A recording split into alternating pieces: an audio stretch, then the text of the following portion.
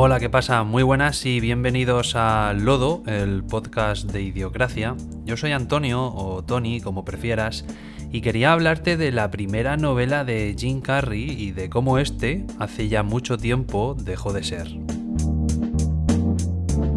Y cuando digo dejar de ser, hablo en el sentido más estrictamente ontológico de la expresión, poniéndome muy gratuitamente filosófico y dejando en la acera de enfrente lo que entenderíamos como estar, diferenciando así entre el ser y el estar, pues una forma muy pedante de decir que a Jim Carrey hace tiempo que se le fue la puta cabeza sería decir que Jim Carrey está, pero no es.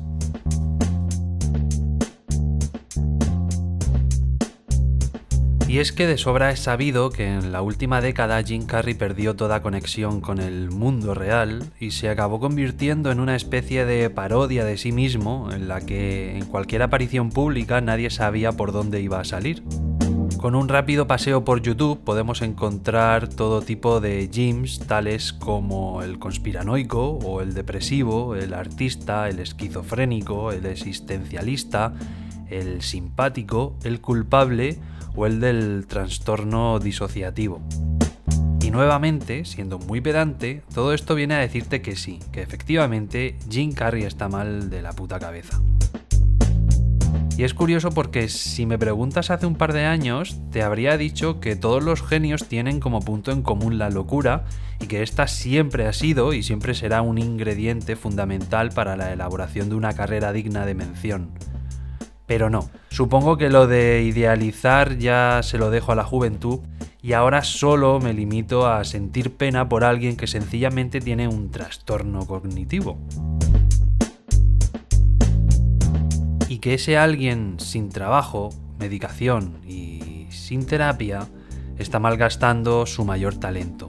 Porque lo de un Jim Carrey diciendo locuras en entrevistas fue gracioso al principio, pero cuando eso no lleva a nada y acabas de villano en la película de Sonic o coescribiendo un libro insulso y totalmente vacío de contenido, pues ya se convierte en decepción.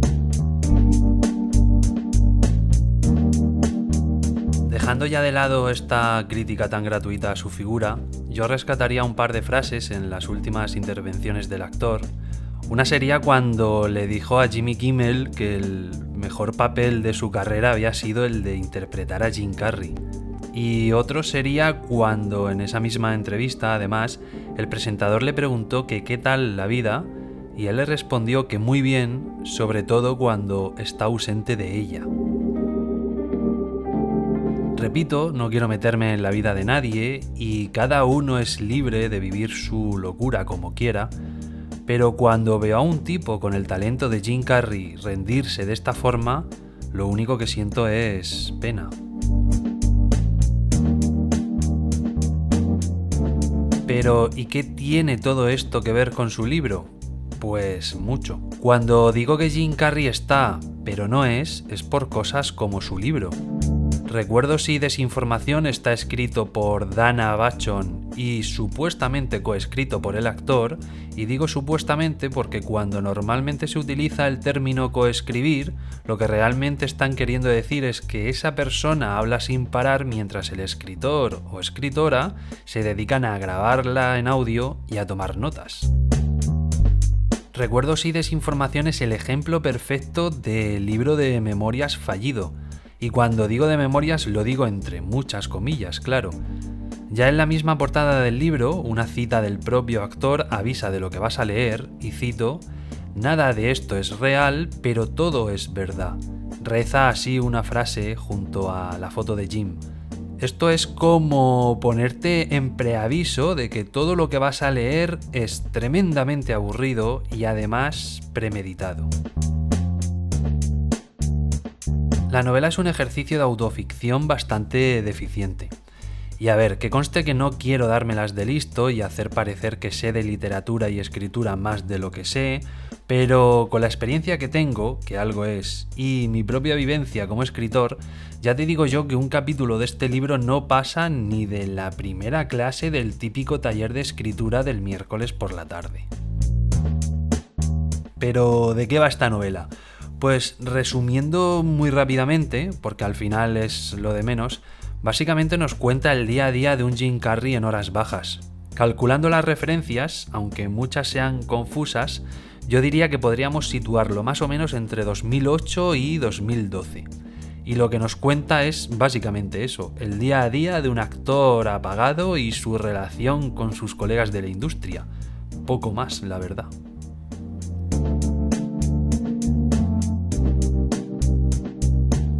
Recuerdos y desinformación no puede ser más decepcionante en todos sus aspectos técnicos. El primero, por ejemplo, el que más me llamó la atención, es la voz. La novela está contada por un narrador en tercera persona y aunque reconozco que tengo un problema con este tipo de voz en la literatura en general, aquí no puede funcionar peor.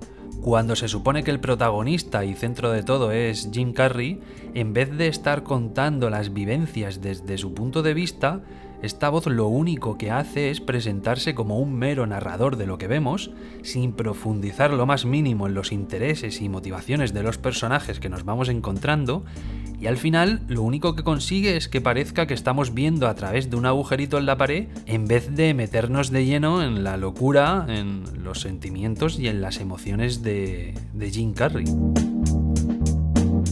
Como digo, una oportunidad súper desaprovechada. Los capítulos, y hablando un poco de su estructura, sin estar muy desordenados, al final terminan de perderte porque no aportan un hilo real a la historia. Sabemos lo que ocurre y nos movemos en el día a día junto a su protagonista, pero empiezan y acaban de una forma muy difusa y en vez de ayudarnos a seguir y a conocer de verdad cuál es la historia y lo que nos están contando, al final son solo momentos que flotan en el aire en la vida de un tipo que debería resultarme infinitamente más interesante, pero que no llama para nada la atención.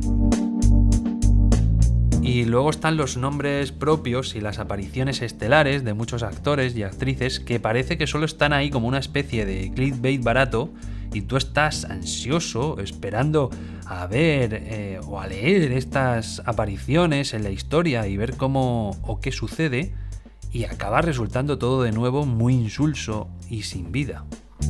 Y Jim Carrey está, pero no es. Le vemos, leemos su nombre, sabemos que es él, pero cuando de verdad la novela debería zambullirse en su cabeza, le ignora como al resto de personajes. Nuevamente Jim Carrey está frente a nosotros, pero no sabemos qué pasa por su mente. No sabemos qué le mueve a esconderse, no sabemos por qué preferiría dejar de existir, no olemos sus miedos y no nos empapamos de sus alegrías, no conocemos sus verdades ni nos cortan sus mentiras. Y es una pena porque en un lugar tan mágico como es una novela y en un arte en el que todo, absolutamente todo es posible como es en la literatura, Jim Carrey vuelve a esconderse y no aprovecha el entorno, no juega con la escritura y nuevamente se convierte en un ser hermético, demostrando así que otra vez es todo fachada y que cualquier tiempo pasado fue mejor. No es necesario que leas Recuerdos y desinformación porque no vas a descubrir nada nuevo. Y bueno, Jim Carrey creo que ha jugado mal la carta de la locura y parece que ya le quedan pocos turnos en esta partida. Y al final va a ser verdad aquello de que cualquier tiempo pasado fue mejor. Poco más. Gracias por escuchar esto, si has llegado hasta el final, y un abrazo.